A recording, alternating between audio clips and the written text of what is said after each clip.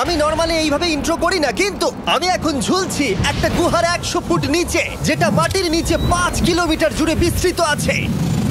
আর আমরা এটা পছন্দ করি বা না করি, যখনই আমি আর আমার বন্ধুরা মাটি টাচ করলাম, আমরা অফিসিয়ালি এখানে আগামী 7টা দিন কাটাতে চলেছি।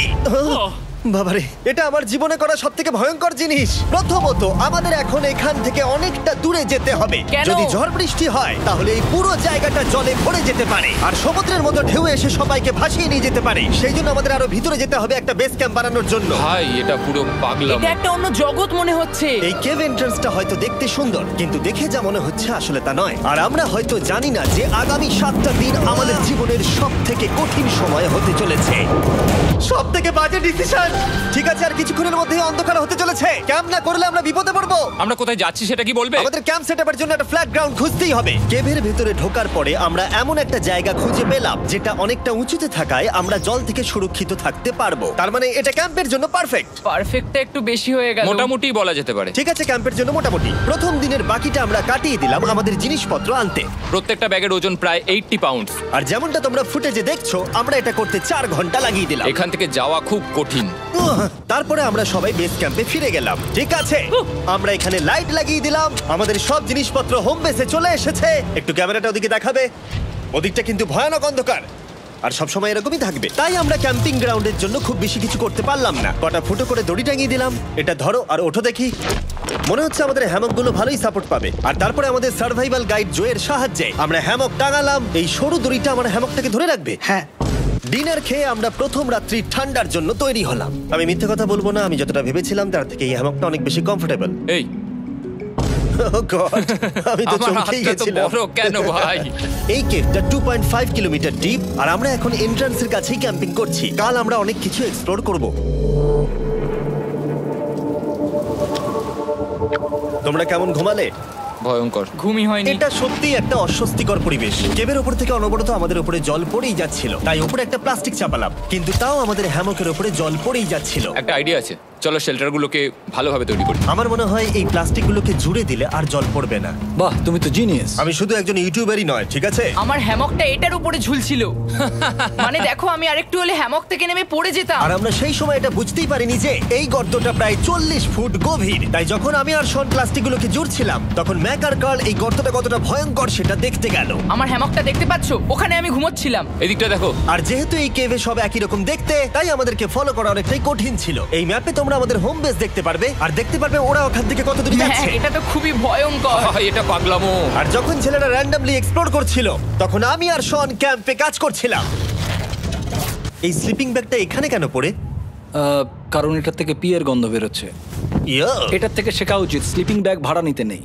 আমরা স্লিপিং ব্যাগ কেন ভাড়া আমি- নিয়েছি? কেন আমি আমরা জানি না। স্লিপিং ব্যাগগুলো কিনে আনতে পারলাম না? আর তারপরে আমরা এই দুটো প্লাস্টিককে জিপ টাই দিয়ে জুড়ে দিলাম। কিছু মনে করো না, এই দড়িটার উপরে আমার জীবন বাজি আছে। আর তখন ওইদিকে ম্যাক আর কার্ল তখন ওই গর্তের মধ্যে। ও মাই গড, ম্যাক!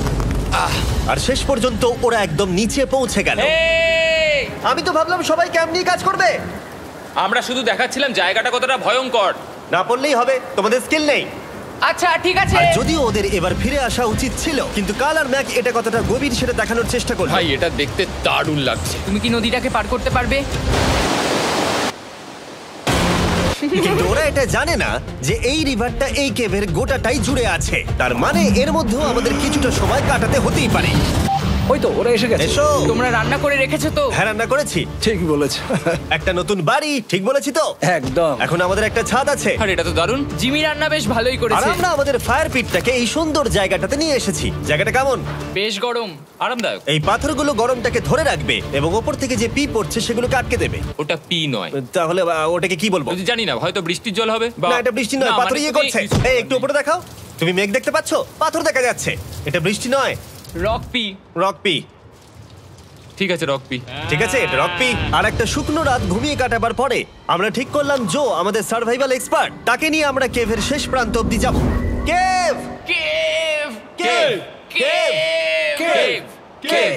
কেভ। দেখা যাক আমরা কেভের কতটা গভীরে যেতে পারি। তোমরা কিন্তু মনে রাখবে আমরা সবেমাত্র কেভের এন্ট্রান্সের দিকেই আছি, আর আমাদের ইচ্ছা এই কেভের শেষ প্রান্ত অব্দি যাওয়া, অবশ্যই না মরে গিয়ে।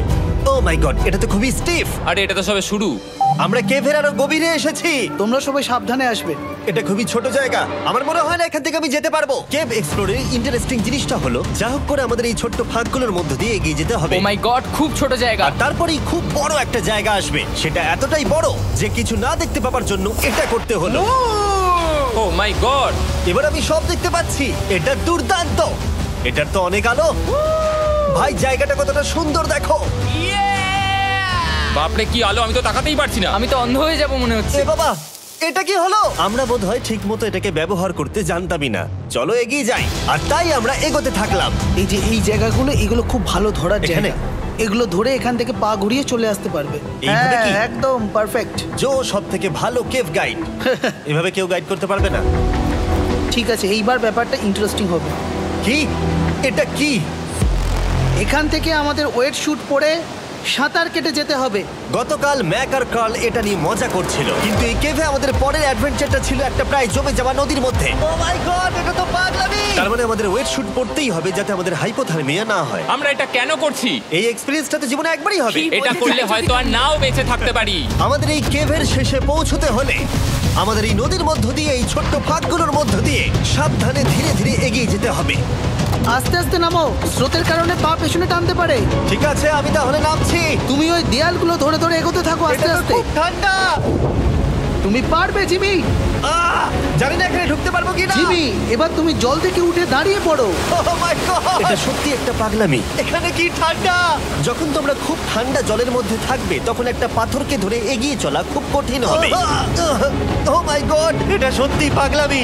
ম্যাক, কার্ল, চলে এসো। আমার ভয় লাগছে। চলো চলো, পারবে। ভাই। এগোতে থাকো, পেছন দিকে তাকিও না। একবার দেখো আমরা কি করছি। কিন্তু এই বাধাগুলো এতটা কঠিন ছিল না সামনে যা আসতে চলেছিল তার তুলনায়। আমরা পেরেছি। কেভ কেভ কেভ এই, কেভ। একটা কথা শোনো, আমরা 10% আসিনি। তার মানে এখনো আমরা শুধুমাত্র সার্ফেসেই রয়েছি, আর শেষ প্রান্তে পৌঁছতে হলে আমাদেরকে আরো 2 কিলোমিটার যেতে হবে। যেরকম তোমরা দেখতে পাচ্ছ এখানে 24/7 বৃষ্টি হয়, তাই আমি একটা আড্ডা মারার জায়গা তৈরি করেছি যেখানে আমরা কেউ ভিজবো না। আমি ভাবছি আমি যদি এটা না বানাতাম তাহলে কি হতো। আমি নিশ্চিত যে ওদের একটা ভেজা পাথরের উপর শুতে হতো। আমাদের ক্রমাগত এগিয়ে যেতে হবে এবং শরীরটাকে ভিজে রাখতে হবে। ঠিক আছে। নইলে আমাদের শরীরের তাপমাত্রা কমে এটা যাবে। এতটা কঠিন কেন? সব থেকে বাজে ব্যাপার হলো আমরা যতটাই দিকে এগোবো ততটাই আমাদের পিছন দিকে ক্যাম্পে ফিরতে হবে। আমাদের পরের বাধাটা হয়তো জলের মধ্যে নয়, কিন্তু তার মানে এটা নয় যে সেটা সহজ হবে। আরে এটা কি মাকড়সার জাল? কিন্তু আমি মাকড়সা দেখতে পাচ্ছি না তার কেন? মানে ওটা আমাদের উপরে আছে। আরে তোমার গায়ে, তোমার গায়ে। আমার বন্ধুরা বলতে বাজে, এই কেভটা মিস্টার বিস্ট ভিডিওর মতো, যত এগোবে ততই কঠিন হবে। সত্যি কথা বলতে যদি আমাদের সাথে জো না থাকতো আমরা মরেই যেতাম। আর 3 ঘন্টা পরে জো আমাদের জন্য একটা বাজে খবর নিয়ে এলো। জল অনেকটা বেড়ে গেছে আর আমরা অনেকটা সময় লাগিয়ে ফেলেছি, তাই আজকে আমাদের আবার ক্যাম্পে ফিরে যেতে হবে। আমি মানবো না। তুমি সেফটি এক্সপার্টের কথা অমান্য করতে পারো না। আমি এটা মানবো না। সত্যি কথা বলতে আমাদেরকে ফিরতেই হতো, কারণ এর আগে আমরা শুট করতে অনেকটাই সময় নষ্ট করে দিয়েছি, তারপর ফ্লেয়ার নিয়ে খেলেছি, তাই আমরা ফিরে যাচ্ছি আর এই মিশনটা আমরা পরের দিন আবার শুরু করব। শন, আমরা এসে গেছি। আরে তুমি এখানে কি করছিলে? এখন তোমরা কেউ ভিজবে না। আমি তো জানতামই না এই লাইটগুলো আমরা এনেছি। এগুলো দারুণ লাগছে তাই না? দুঃখের বিষয় আজকে আমরা মাত্র 20% এগোতে পেরেছি, কিন্তু বিশ্বাস করো আমরা শেষ পর্যন্ত অবশ্যই যাব আগামী কয়েকদিনের মধ্যেই। আমার মনে হয় না। কোনোদিনই হবে না। আমি তো বললাম। আমরা ডে 4টা রেস্ট নেব আর ডে 5-এ চেষ্টা করব এই কেভের শেষ অবধি যাবার। দেখা যাক কি হয়।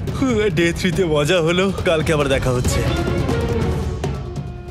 আর কেভের ভিতরে 3টে খুব বাজে রাত কাটাবার পরে পরের দিন সকালে আমাদের মাথায় শুধু একটাই কথা আসছিল, আমার একটা হট শাওয়ার চাই, তবে আমি এখন একটু শান্তি পাবো। ও এখন শাওয়ার পেলে কিন্তু দারুণ হয়। আমি চান করিনি প্রায় 3-4 দিন হয়ে গেল। তোমরা নিশ্চয়ই জানো কেভের মধ্যে শাওয়ার করা সম্ভব নয়। আমাদের অনেকটা পথ হেঁটে সাবধানে আগের রিভার বেডের কাছে পৌঁছতে হলো। ও মাই গড! আমি আমার ব্রেনকে ফিল করতে পারছি। আমি এভাবে ব্রেনকে ফিল আমার করিনি। কপালটা জমে গেল পুরো। চলো ড্রোন দিয়ে মাথার চুলগুলো শুকিয়ে নি। এদিকে এসো ড্রোন। ও দাঁড়াও দাঁড়াও দাঁড়াও, এটা কিন্তু কাজ করছে। হ্যাঁ, দারুণ কাজ করছে। ড্রোন থাকতে হেয়ার ড্রায়ারের কি দরকার? আর চুল শুকানোর পর আমরা জয়ের সাথে জার্নির প্ল্যান করতে বসলাম। এটা কি জো? এটাই কেভের ম্যাপ। আগেরবার আমাদের থামতে হয়েছিল কারণ জল খুব জোরে বইছিল। এখন বৃষ্টি কম হচ্ছে, তাই কালকে আমরা নিশ্চয়ই এই কেভের শেষে পৌঁছে যাব। এটা ভয়ঙ্কর হতে চলেছে। প্রথমে আমাদের কালকে যেখান দিয়ে গেলাম সেখান দিয়ে আগে যেতে হবে। জলের মধ্যে ঝাঁপ দিতে হবে এবং পাথর দেখে হাঁটতে হবে। এগুলো সবকটা আমরা যদি পার করতে পারি তাহলে আমরা গ্লো ওয়ার্ম চেম্বারে পৌঁছে যাব। কেমন দেখতে তুমি সেটা বলো না, আমি তোমাদেরকে সারপ্রাইজ দিতে চাই। তোমার মনে হয় আমরা পারবো? ওইসব বাদ দাও, আমরা ঠিক কালকে পৌঁছে যাবো। কালকের প্ল্যান আমরা চক আউট করে নিয়েছি। আমরা রেস্ট করছি আর ফেস্টিভ্যাল স্মোর্টস খাচ্ছি আমাদের এনার্জি রিগেন করতে। সবাইকে চিয়ার্স। Yippee! জো এই প্রথমবার ফেস্টিভ্যাল স্মোর্টস খাচ্ছে। জো সত্যি কথা বলবে। এটা দারুণ, তাহলে ভালো লাগলো?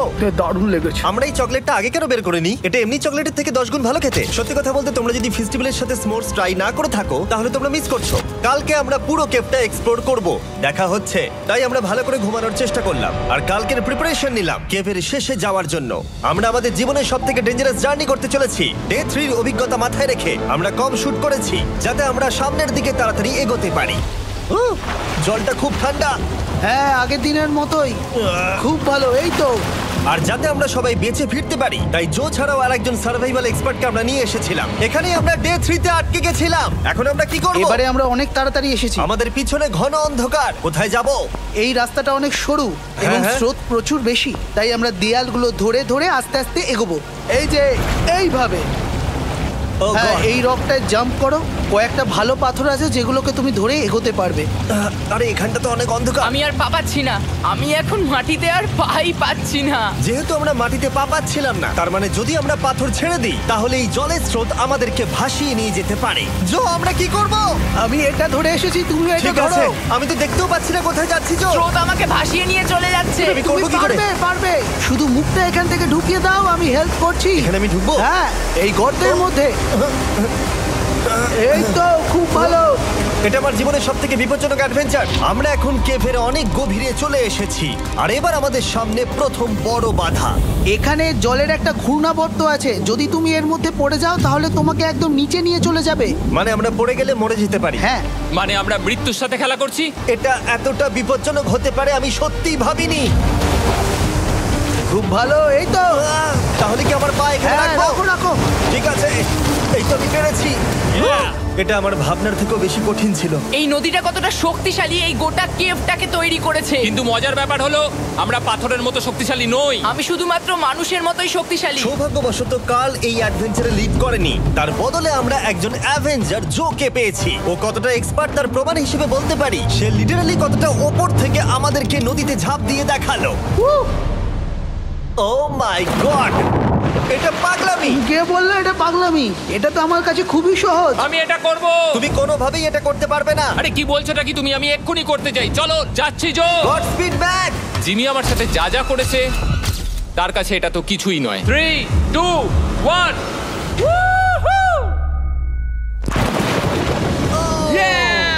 তুমি করবে? না, আমরা না এগুলো শেষ পর্যন্ত যেতে পারবো না। ও মাই গড, আমাদের নিচের দিকে যেতে হবে। আমরা সবসময় স্রোতের উল্টো দিকে কেন যাই? এখন শুধু আমি ভেসে ভেসেই যেতে পারবো, আর কিছু না। এই জলের তলায় অনেক ধারালো পাথর আছে, তোমরা সেগুলোকে দেখতে পাবে না, তাই সাবধানে পা ফেলবে। ও মাই গড, আবার এটা গভীর আরে হচ্ছে। আমার পা তো কিছুর উপরে রাখতে হবে। ছোট পাথরগুলোই একমাত্র বাধা ছিল না, মনে হচ্ছে আমাদের প্রতিটা পদক্ষেপে। ও ভাই, আমি কিচ্ছু দেখতে পাচ্ছি না। এটা খুব ভয়ঙ্কর। কেভটা আরো অন্ধকার হয়ে আসছিল এবং আরো সরু। আর তখন আমরা জানতাম না যে আমরা ফিনিশ লাইন অবধি পৌঁছতে পারবো কিনা। আমি ক্লান্ত হয়ে পড়েছি। এই কেভে আরো কঠিন বাধা আসার আগে তোমাদেরকে আমি কিছু দেখাতে চাইবো। জো, তোমার ব্যাগটা দাও। Thank you. তুমি জানো এর মধ্যে কি আছে? না, জানি না কি আছে। Brand new mister beast lab swamp. সত্যি কথা বলছি, গত 5 ঘন্টা ধরে যেহেতু আমি অনেক পরিশ্রম করেছি তাই কোনো মতেই এখন এটা আমি বলার মতো অবস্থায় নেই। তাই এটা শুট করার 1 মাস পরে আমি পুরো কেপ সেটটা তৈরি করলাম ফিউচার জিমি নেম ট্যাগ দিয়ে। তারপরে বললাম, হে আমি ফিউচার জিমি, আর আমি এখন তোমাদেরকে বলবো brand new toy line of mister beast lab swamp সম্পর্কে। এটা একটা কালেক্টেবল টয় লাইন আর এখানে 119টা ইউনিক ডিজাইন ক্যারেক্টারও আছে যা তোমরা কালেক্ট করতে পারো। আর সবথেকে দারুণ ব্যাপারটা হলো কোন ক্যারেক্টারটা তুমি পেয়েছো সেটা জানতে হলে এই টিউবে ওয়াটার দিয়ে নাড়াতে হবে আর তোমার সোয়ামস তোমার সামনে চলে আসবে। আর আমি এটা ডেমনস্ট্রেট করতে এই বিশাল বড় টিউবটাকে বানিয়েছি। এই টিউবটাকে জল দিয়ে ভরে দাও। তোমাদের এত জলের দরকার নেই, এটা অনেক বড় বলে এত লাগছে। ঠিক আছে, এটা এখন জলে ভর্তি হয়ে গেছে। এবার এটাকে একটু নাড়াতে হবে। এটা কি আর নাড়াতে হ্যাঁ হবে? হ্যাঁ, অনেক নাড়ানো হয়ে গেছে। এবার জল ঢালো এখানে। জো ঢালছে। আর জল ঢালার পরে তোমরা দেখতে পাবে তোমরা কোন সোয়ামটা পেয়েছো। এটা সবথেকে রেয়ার হাইপোক্রোম, যেটা মাত্র 1000টা বানানো হয়েছে। জো, এটা তোমার। থ্যাংক ইউ সো এটা মাচ। চাই। আর এটা তোমার। কাল কি নেবে? আমার কাছে দুটোই ছিল। আর আমরা শুধু সোয়ামেই থেমে নেই, আমরা এই অ্যাকশন ফিগার প্যান্থারগুলো বানিয়েছি যেগুলো এই ব্রিফকেসে আছে, আর এই সোয়ার্মের মতো এই মিউটেটর। যখন তোমরা কিনবে দেখতে পাবে এর ভেতরে কি আছে। কোথায় কিনবো?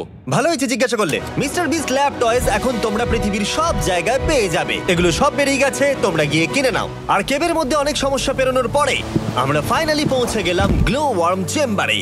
ভাই এবার খুব ভালো লাগছে। ঠিক আছে টিম, তোমাদের গ্লো ওয়ার্ম চেম্বারে স্বাগত। এ তো দারুণ। এটা দারুণ লাগছে। ভাই এটা পৃথিবী মনে হচ্ছে না এখানে একদমই। যে আলো তোমরা দেখতে পাচ্ছ সেগুলো আসলে ছোট্ট ছোট্ট বায়োলুমিনেসেন্ট গ্লো ওয়ার্ম তৈরি করেছে। এটা দেখতে অনেকটা মিল্কি ওয়ে গ্যালাক্সির মতো লাগছে। ওয়াও! আর এই মুহূর্তটা, এই ভিউ, সত্যি বলতে এই ট্রেকের সমস্ত ক্লান্তি যেন দূর করে দিল। এখানে অবধি পৌঁছানো যেন সত্যি একটা অ্যাচিভমেন্ট ছিল। কিন্তু এখন আমাদের যাত্রা শেষ হয়নি, কারণ আমাদের এখান থেকে এখন বেস ক্যাম্পে ফিরতে হবে। আজকে ডে 6 হতে চলেছে, এখনো ওরা আসেনি আর আমি খুব ক্লান্ত। আমার মনে হয় না আমি ভালো করে ঘুমোতে পারবো, ওদের জন্য খুব চিন্তা হচ্ছে। এই ট্রিপটা অনেকটাই সহজ ছিল কারণ আমরা স্রোতের সাথে ভেসে ভেসে যাচ্ছিলাম। আর যেহেতু তোমরা এই ট্রিপটা দেখেছো তাই আমরা এটাকে স্কিপ করলাম। কিন্তু সত্যি বলতে এই জার্নিটাও অনেকটা বেশি সময় নিল, কারণ আমরা ক্যাম্পে পৌঁছানোর আগেই 6 নম্বর দিন চলে এলো। শন, সবাই ঠিক আছে তো? আমার খুব চিন্তা হচ্ছিল। Happy day 6। ডে 6 খুব ভালো। এনার্জি বাড়াতে আমরা আগুনের উত্তাপ নিলাম এবং ফাইনালি আমরা কিছু খেতে পেলাম। এটা খুবই অ্যাডভেঞ্চারাস ডে ছিল। কালকে দেখা হচ্ছে, মানে আজকেই হয়তো। এটা হয় ডে কোনোদিন 6 হবে না। নাকি আজকে, না আমি জানি না। এত বড় ট্রেক সম্পূর্ণ করার পরে শারীরিকভাবে চূড়ান্ত ক্লান্ত হওয়া সত্ত্বেও জানি না কেন কিন্তু আমি একদমই ঘুমাতে পারছিলাম না।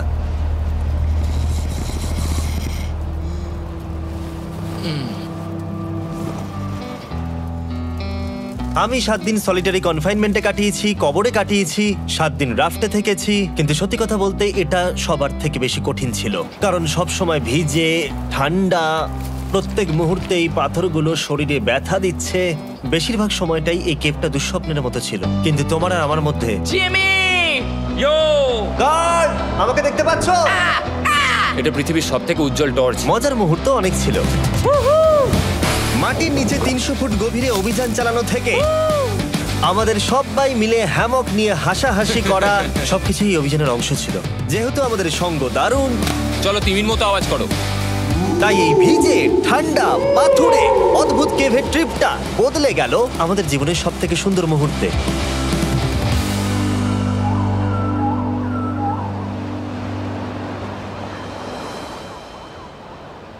আমরা এখান থেকে যাব না যতক্ষণ না সবকিছু তোলা হচ্ছে। আর আমি সবকিছু বলেছি মানে সবকিছুই। চলো এবার বেরোনো যাক। আর যখন আমরা মাউথ কেভে আবার ফিরে এলাম, ভাই ওপরটা দেখতে দারুণ লাগছে। তখন জয়ের জন্য একটা সারপ্রাইজ ছিল। বেরোনোর আগে জো, আমরা তোমার কাছে কৃতজ্ঞ। তাই এই নাও $50,000 নিউজিল্যান্ড ডলার, 10,000 করে প্রত্যেক জনের প্রাণ বাঁচানোর জন্য। Oh my God, thank you so much Jimmy. Thank you Joe. Love you, Joel! এবার আমাদের সব কাজ হয়ে গেছে, চলো বেরোনো যাক। 7টা দিন পরে আমরা ফাইনালি এখান থেকে বেরোচ্ছি।